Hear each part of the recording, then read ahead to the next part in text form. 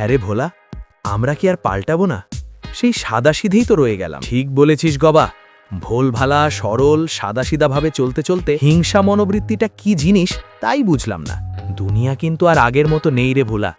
আমরা সেই একই রকমই থাকলাম, সততার কোনো মূল্যই নেই এখনকার বাজারে। শুনলাম ও পাড়ার মলয় কাকার ছেলে একখান সিনেমা পরিচালনা করছে। হ্যাঁ, কি একখান আর্ট ফিল্ম বানাচ্ছে। ওই তো মলয় কাকা আসছে, ওনাকে শুধিয়ে নে। ও কাকা, শুনলাম তোমার ছেলে রতনদা নাকি কি সব সিনেমা টিলিম করছে? ঠিকই শুনছস রে গবা, ওই একখান সিনেমা পরিচালনা করতাছে। কি নাম বইটার? ময়না নদীর পাড়ে।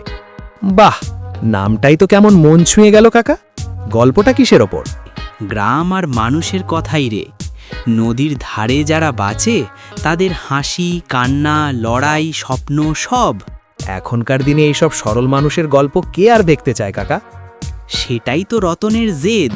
বলে সবাই পাল্টালেও গল্পগুলো যেন না পাল্টায়। শুনে তো মনে হচ্ছে আমাদেরই কথা লিখছে। রতন বলছিল তোদের মতো দুটো চরিত্র রাখবে নাকি। আরে কাকা, আমরা আবার সিনেমার লোক নাকি?